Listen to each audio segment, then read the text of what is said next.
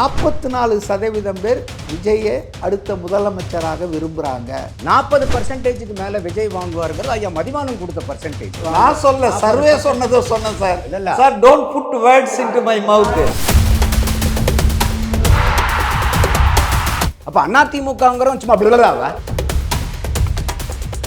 அந்த மாதிரி dress code போட்டு தமிழகம் போய் வாக்களிக்கிறது தமிழ்நாடு எப்ப பார்த்துச்சு? ஐயா ஸ்டாலின் அவர்கள் கூட அந்த யூனிஃபார்ம்ல தான் போய் ஓட்டு போட்டார். அண்ணாமலையும் அதில் தான் போனார். எல்லாருமே பாருங்க, இந்த ரீல்ஸ் போடுறதெல்லாம் யார் சார் போடுறாங்க?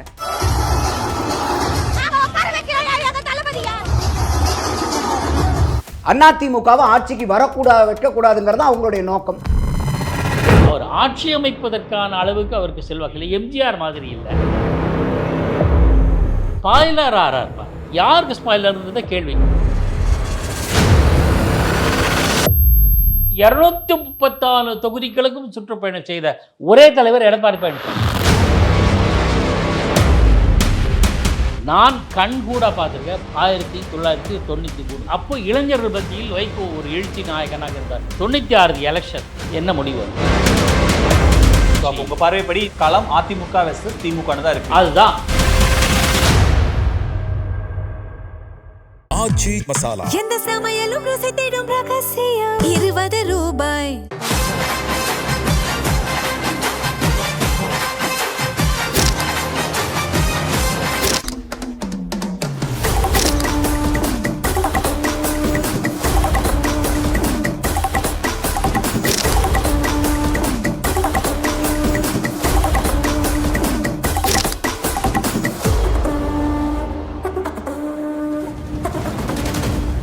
ஆட்சி மாற்றம் இருக்கு, ஆனா அந்த இடத்துல அதிமுக இல்ல அப்படின்னு ஒரு புள்ளிக்கு நகர்த்துறாரு.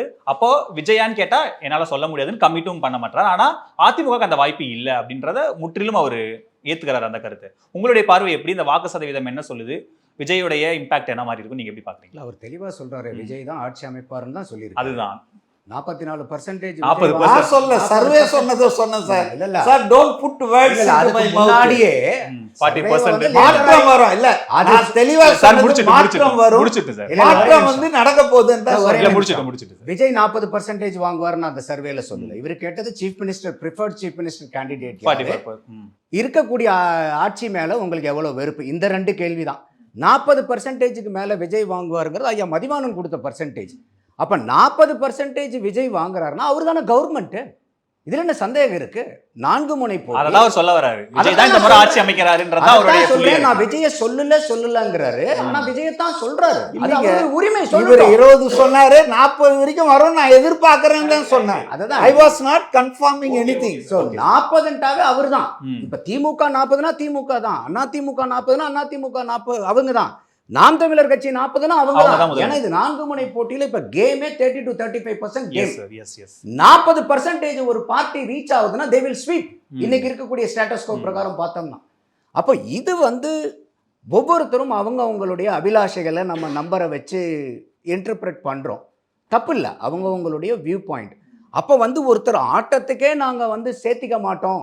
ஒரு அதிமுக மாதிரி கட்சிகள் வந்து ஒரு பிரதான எதிர்கட்சி இருக்கு, மத்தியில் ஆளக்கூடிய ஒரு பாரதிய ஜனதா கூட்டணியில் இருக்கு, பாட்டாளி மக்கள் கட்சி சமூக நீதிக்காக பெரிதளவுக்கு போராடிய பாட்டாளி மக்கள் கட்சி உள்ளர இருக்கு. போன தடவை அமமுக வந்து அதிமுகலேருந்து பிரிஞ்சு போய் ஒரு 27 சீட்டு வந்து பாதிப்பை ஏற்படுத்தினாங்க. அதில் 19 சீட்டு திமுக வந்து ஜெயிச்சுது. அப்போ இந்த ஃபேக்டர்லாம் எதுவுமே இல்லையா?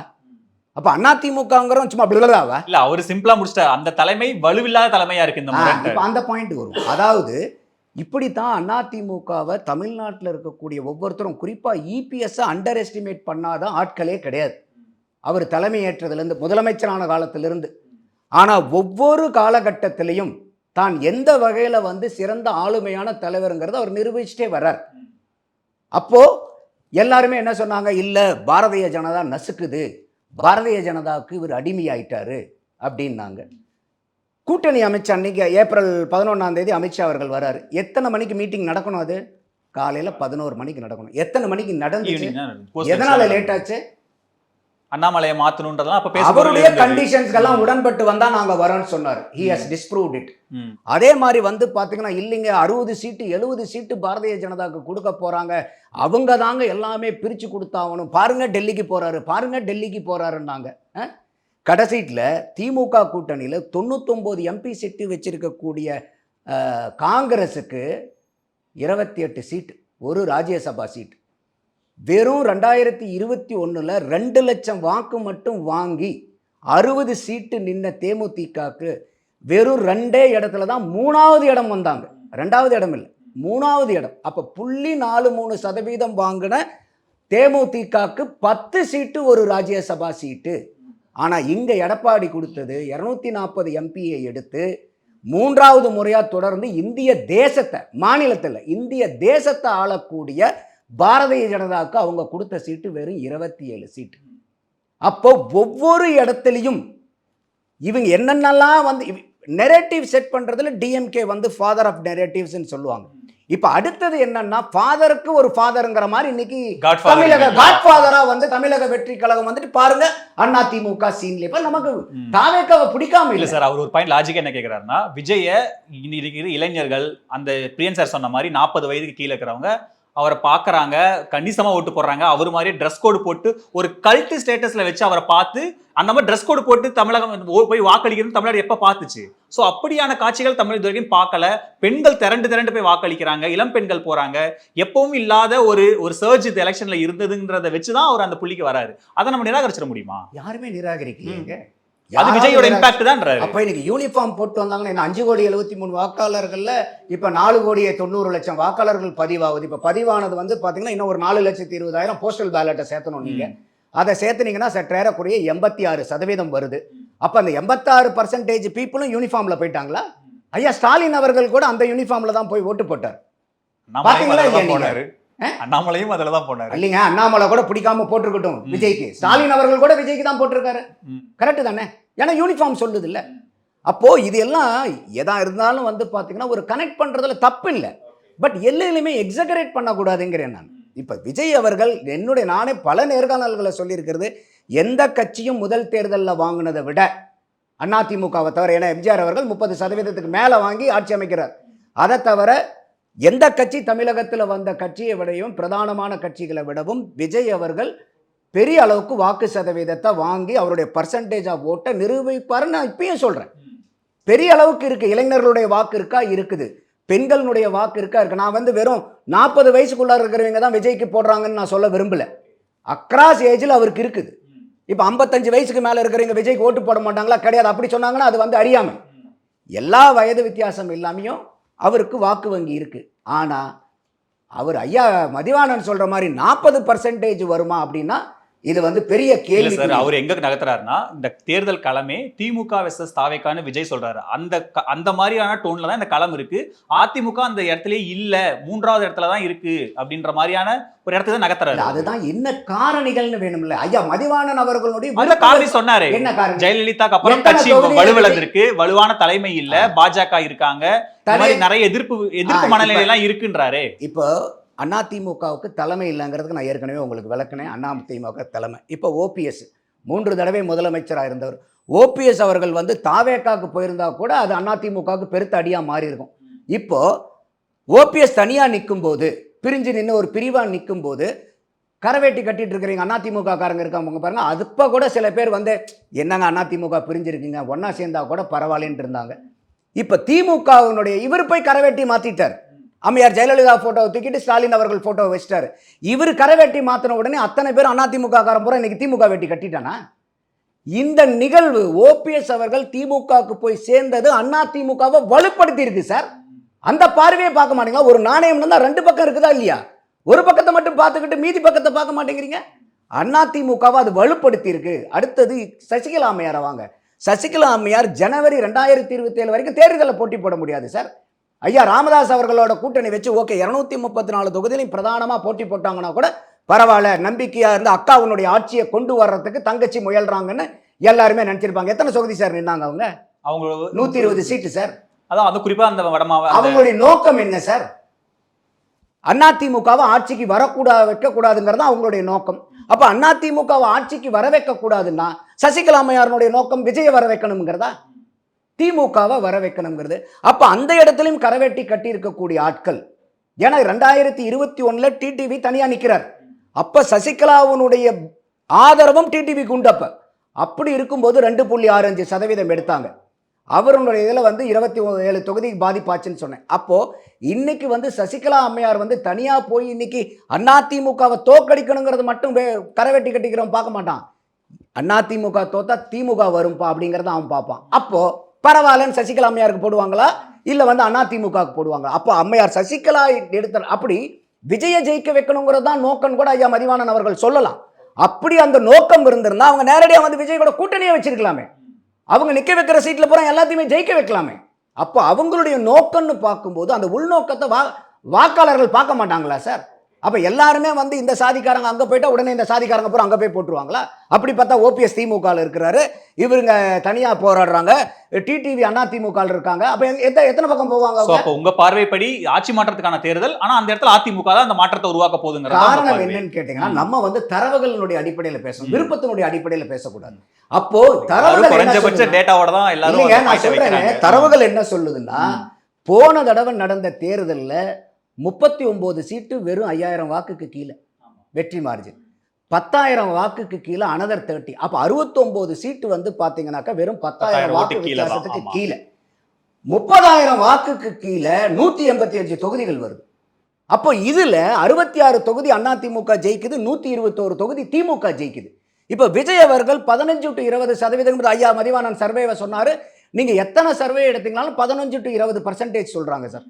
நீங்க இன்னும் கூட போய் ஒரு 25 வைங்க, போகட்டும். அவர் அலை இருக்குது, வரட்டும், வர்றதுல பிரச்சனைகள் இல்லை.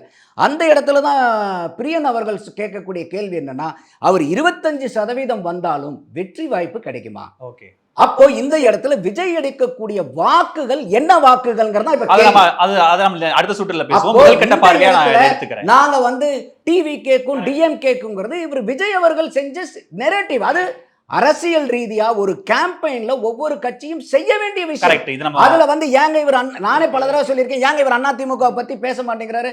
விஜய் பேசணுங்கிற அவசியம் இல்லை. ஆனா அது வந்து அவங்களுடைய பொசிஷனிங் ஸ்டேட்மெண்ட். அப்ப அந்த பொசிஷனிங் ஸ்டேட்மெண்ட்னாலேயே அதிமுக களத்திலே இல்லைன்னா இன்னொரு ஒரே ஒண்ணு, அதிமுகவை பொறுத்த வரைக்கும் சார் சோசியல் மீடியால big zero sir, big zero. ஆனா இன்னைக்கு தாவேகாவை பொறுத்த வரைக்கும் சோசியல் மீடியாவில் they have overtaken DMK. Okay, அப்போ இன்னைக்கு தாவேகாங்கிறது it is a very loudest எங்க சோசியல் மீடியால. அப்ப நம்ம சோசியல் மீடியால பார்க்கும்போது பூரா இப்ப வந்த போட்டு போடுறீங்க எல்லாருமே பாருங்க, இந்த ரீல்ஸ் போடுறதெல்லாம் யார் சார் போடுறாங்க? போட்டு வந்தானே போடுறாங்க. யார் போடுறாங்கன்னு கேக்குறேன். யங்ஸ்டர்ஸ் தான் போடுறாங்க, அவ்வளவுதான். அப்போ இப்ப அதிமுகக்கு இந்த யங்ஸ்டர்ஸ் ஓட்டு இருக்கா? கிடையாது. அப்போ இன்னைக்கு அவங்க, அதனாலதான் நான் சொல்ல வந்தேன், இப்ப அடுத்த கரெக்ட், நீங்க விஜய் யார் வாக்கை எடுக்க போறாரு, ஓட்டை எடுக்க கரெக்ட், அது அடுத்த கேள்வியா இருக்கு. இவருடைய முதல் கட்ட பார்வையை நான் வாங்கிட்டு வந்தேன், அதுக்கப்புறம் இந்த புள்ளியில இருந்து அடுத்த தொடங்குவோம். சார், உங்களுடைய முதல் கட்ட பார்வை என்ன சார் இந்த 85% ஓட்? முதல்ல நீங்க வரலாறு காணாத வாக்கு சதவீதம் யாருக்கு வெற்றின்னு கேட்டிருக்கீங்க. முதல்ல வெற்றி தேர்தல் ஆணையத்துக்கு. ஓகே, இவன் இந்த முறை வந்து எந்த விதமான பெரிய ஃப்ளா இல்லை. சில கிராமங்கள் வாக்குப்பதிவை புறக்கணிச்சிருக்காங்க. வேங்கை வயல், அது நாங்குநேரி, மயிலாடுதுறையில் ஒரு பகுதி, ஒட்டப்பிடாரத்தில் ஒரு சின்ன கிராமம் 90 பேர் 900 பேர், இது மாதிரி சம்பவங்கள் தவிர பை அண்ட் லார்ஜ் சுமூகமானது. பெரிய அளவு தாக்கம் இல்லை. தமிழ்நாட்டில் மட்டும் இல்லை, மேற்கு வங்கத்தையும் சேர்த்து சொல்லுவோம். ஏன்னா மேற்கு வங்கம் எப்போவுமே பல சென்சிட்டிவ் ஏரியாக்கள் நிறைய இருக்கும், ஏதாவது வெட்டு குத்து கொலை எல்லாம் இருக்கும். அதெல்லாம் அதிக அளவு இல்லை, இல்லைன்னு சொல்லலை, ஜீரோ கிடையாது. ஆனால் எதிர்பார்த்த அளவு இல்லை. இது ரெண்டத்து விட்டுருவோம். மேற்கு வங்கத்தை தமிழ்நாட்டுக்கு வரும். இந்த முறை வந்து இப்போ எத்தனை பல லட்சம் பேர் வாக்கு புதுசாக போட்டிருக்காங்கன்றது ஒவ்வொரு தேர்தலும் போது எந்த அளவுக்கு எண்ணிக்கை உயருமோ புதிய வாக்காளர், அதே அளவுக்கு கொஞ்சம் கூடுதலாக பதிவாயிருக்கு. அதிகமாக இளைஞர்கள் இப்போ வாக்குப்பதிவு செய்திருக்கார். ஸோ இளைஞர்கள் என்னோட விஜய் அப்படிங்கிற எண்ணம் வரும். 93 திராவிட முன்னேற்ற கழகத்தை எதிர்த்து மறுமலர்ச்சி திமுக அப்போ உருவாகலை. நான் தான் திமுகன்னு சொன்னவர் வைகோ. நான் கண்கூட பார்த்துருக்கேன், பல கல்லூரிகளில் திமுக அணி மாணவர்கள் கொத்த மதிமுக அணியாக மாறினாங்க. பிறகு அவர் மதிமுக ஆரம்பித்த பிறகு இது அப்போ இளைஞர்கள் மத்தியில் வைகோ ஒரு எழுச்சி நாயகனாக இருந்தார். 1993 96 எலெக்ஷன் என்ன முடிவு வந்தது? கலைஞர் தான் வெற்றி பெற்றாரு. ஏன்? திமுகவுக்கு எதிர் என்றால் அதிமுக, அதிமுகவுக்கு எதிர் என்றால் திமுக. இதே மைண்ட் செட் இப்போ நேற்று வரல, 1977 30 வருஷம் வந்தாச்சு சார். 72 இல்லை வரும். இது வந்து உடனே மாறக்கூடியது அல்ல. இல்ல அதுதான் 30 வருஷம் டைம் ஆயிருக்கு. அதான் சார் சிரிக்கிறார். மாறும். இல்லை கரெக்ட். எப்போ மாறக்கூடியது தான். இந்தியாவுக்கு சுதந்திரம் வாங்கி தந்த காங்கிரஸ் கட்சியே, காமராஜர் போன்ற மாபெரும் தலைவர்கள் இருந்த காங்கிரஸ் கட்சியே 67 துடைத்தெறியப்பட்டது. அது மாதிரியான அப்போது ஏற்பட்ட சூழல், உணவுக்கு தட்டுப்பாடு, இந்தி திணிப்பு, எல்லாத்துக்கும் மத்திய அரசை சார்ந்திருக்கணும், மத்திய தேசிய கட்சி இருந்ததுன்னா அவங்க சொல்கிறது தான் ஆடணுங்கிற எண்ணம். இது மாதிரி நமக்கென்ற மாநிலத்துக்கென்று ஒரு தனித்தன்மை வேணும். இதில் பல்வேறு எண்ணங்கள், நான் திராவிடன்ற வார்த்தை யூஸ் பண்ணல, அது பொலிட்டிக்கலாக போய்டுன்றதுக்காக இந்த உணர்வுகள் பின்னாடி எல்லா மாநிலத்துக்கும் வந்தது. அதனால தான் பல மாநிலங்களில் மாநில கட்சிகள் விஸ்வரூபம் எடுத்தன. ஆம் ஆத்மியோ திரிணாமுல் காங்கிரஸோ, ஏன் இப்போ JDU JDS Janata Dal secular Janata Dal ஐக்கிய ஜனதா தளமோ, ஆந்திர பிரதேசத்தில் தெலுங்கு தேசம் ஒய்எஸ்ஆர் ரெட்டி காங்கிரஸ், தெலுங்கானாவில் பாரதிய, இப்போ முன்பு தெலுங்கானா ராஷ்டிர சமிதி, இப்போது பாரதிய ராஷ்டிர சமிதி, ஆம் ஆத்மி தேசிய கட்சியாக கிட்டத்தட்ட மாநில கட்சி, சிவசேனை சரத்பவாருடைய தேசியவாதங்கள், இது எல்லாமே ரீஜனலில் ஃபோர்ஸ் ஆகிடுச்சு. பிஜு ஜனதாதள் எல்லாமே ரீஜனல் ஃபோர்ஸாக வந்தது காரணம் மாநிலங்களுக்கு முக்கியத்துவம் தான். அதுக்கு வித்திட்டது அண்ணா, தமிழ்நாட்டில் திராவிட முன்னேற்ற கழகம். ஆனால் மாற்று திமுக மீது எதிர்ப்பு குரலும் அதன் மீதான ஊழல் புகார் அண்ணா மறைவுக்கு பிறகு கலைஞர் கருணாநிதியை பொறுப்பேற்ற பிறகு கடும் அதிருப்தி இருந்தது. அப்போது திமுகவுக்கு எதிராக 77 தேர்தலுக்கு முன்னாடி காமராஜரும் களத்தில் இருந்தார். சாப்ரா காங்கிரஸ், எம்ஜிஆரும் கட்சியிலிருந்து நீக்கப்பட்டு அண்ணா திமுக கண்டார். ஆனால் இடைத்தேர்தல்களில் யார் வெற்றி பெற்றார்கள்? ஸோ இந்த மாநில கட்சிக்கு எதிராக அந்த மாநில கட்சி, உங்க பார்வைப்படி 85% இருந்தா கூட களம் அதிமுக வெர்சஸ் திமுகன்னு தான் இருக்கு. அதுதான், வேற எந்த இம்பாக்டும் இல்லை. ஏன்னா இதுக்கு சப்ஸ்டான்ஷியேட் பண்ணணுமில்ல. சார் மதிவாணன் சார் ஒன்று சொன்னார், ஆளுமை பிரச்சனையை சொன்னார். ஜெயலலிதா எம்ஜிஆருக்கு அப்புறம் ஆளுமை மிக்கவர் இல்லைன்னு. சார் கலைஞர் கருணாநிதியோட ஆளுமை மு.க. ஸ்டாலின் இன்றைக்கி இருக்கா? இல்லையே, அந்த அளவுக்கு இல்லையே. அவருக்கு அதிர்ஷ்டம். நான் ஒன்று சொல்கிறேன், உண்மையாக என்ன சொன்னால் அதிமுகவிலிருந்து பெரிய தலைவர்கள் பல பேர் அங்கே போய் சேர்ந்தாங்க. எதிரி போதிய அளவுக்கு வலுவை இல்லை. எப்போவுமே எதிர்கட்சியாக இருக்கிறது தான் முன்ன வரும். அவர் கட்சி தலைமை ஏற்ற போது, மு.க. ஸ்டாலின் திராவிட முன்னேற்ற கழக தலைமை ஏற்ற போது எதிர்கட்சியாக இருந்தார். எதிர்கட்சிக்கு வாய்ஸ் எப்போவுமே இருக்குது. ஆளுங்கட்சினா அங்கே தஞ்சம் அடையலாம். இங்கே இவன் திட்டுறான்னா அங்கே போய் பார்ப்பா அவன் திட்டான், நம்ம இயல்பாக சொல்லுவோம் இல்லை, அங்கே கோவப்பட்டுனா இங்கே வந்துடுறோம். அந்த மாதிரி மக்களுக்கு அதிமுக மீது ஒரு அதிருப்தி இருந்தால் திமுக பக்கம் வருது. ஆனால் இந்த முறை அப்படி இல்லை. இந்த முறை வாக்கு மாறுது அப்படிங்கிறது தான் அவரோட பார்வையாக இருக்குது. இந்த முறை அப்படி திமுகவுக்கு கோபம்னா நாங்கள் அதிமுக வேண்டாம், புதிய மாற்று வந்திருக்கேன், நம்ம அங்கே போவோங்கிறது தான் அவரோட பார்வையாக இருக்குது. நான் அதை தான் சொல்ல வரேன். அதை நான் சொன்ன பாயிண்ட்டை சப்ஸ்டான்ஷியேட் பண்ணோம்ல. களத்தில் கடந்த ஜூலையே பிரச்சாரத்தை பரப்புரை தொடங்கியவர் யார்? எடப்பாடி பழனிசாமி. 234 தொகுதிகளுக்கும் சுற்றுப்பயணம் செய்த ஒரே தலைவர் எடப்பாடி பழனிசாமி. 2 முறை கூட போயிட்டு வந்துட்டார் அவரு. ஆக மக்களை ரீச் செய்தவர் யார்? நேரடியாக சென்றடைந்தவர் யார்? ப்ளஸ் பாயிண்ட் அதெல்லாம். இதே எம்ஜிஆர் காலேஜ் செஞ்சிருக்காரு, கலைஞர் கருணாநிதி செஞ்சிருக்காரு, ஜெயலலிதா கூட பண்ணியிருக்காங்க. ஸோ ரீச் ஆரம்பம். ஸோ இவர் நமக்கு சாதகமானவர் என்ற எண்ணம். இது ஒன்று. சரி, அப்போ நியூ பிளேயருக்கு மதிப்பு இல்லையானா இருக்கும். எப்போ இருக்கும் அப்படின்னா 1996 2 நியூ பிளேயர்ஸ், ஒருத்தர் பாமக, இன்னொருத்தர் மதிமுக சொல்லிட்டோம். பாமகவும் என்னாச்சு? Wash out. அப்போ ஒரு சில இடங்கள் தான் வெற்றி பெற்றார். அதுக்கு பின்னாடி பாருங்கள், ஒவ்வொரு கட்டத்திலையும் 2006 விஜயகாந்த் அவரை மாதிரி ஒரு லீடர், ஒரு மாதிரி ஒரு மக்களை க்ரௌடு புல்லர் கிடையாது. 2006 தேர்தலில் என்ன நடந்தது?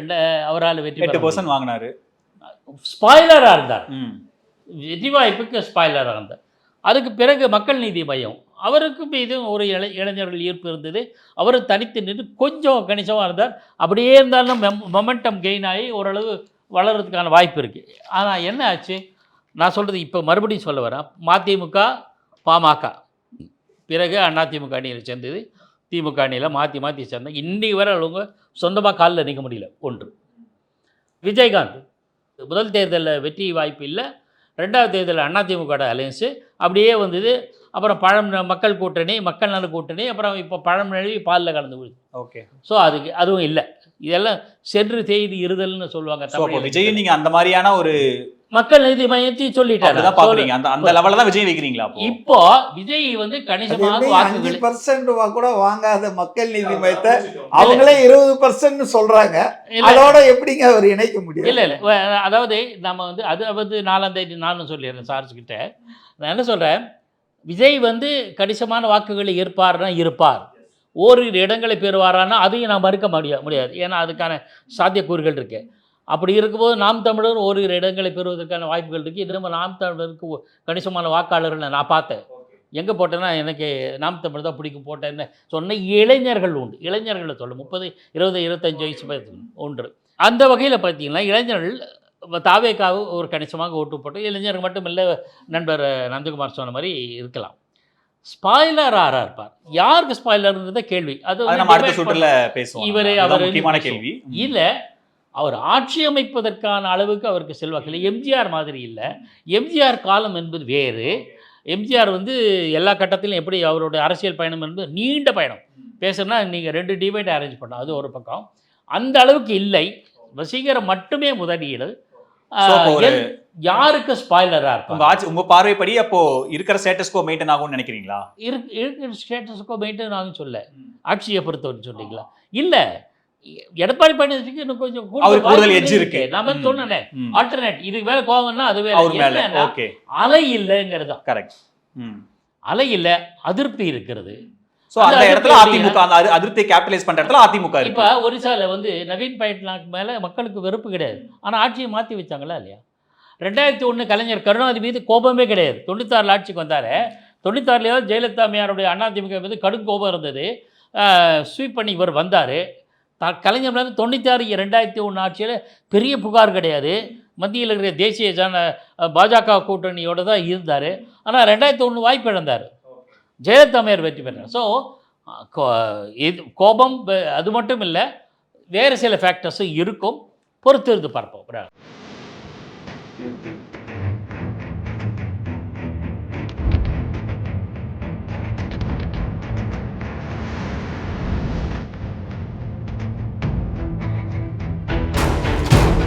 ஆச்சி மசாலா எந்த சமையலும் ருசி தேடும் ரகசியம் 20 ரூபாய்.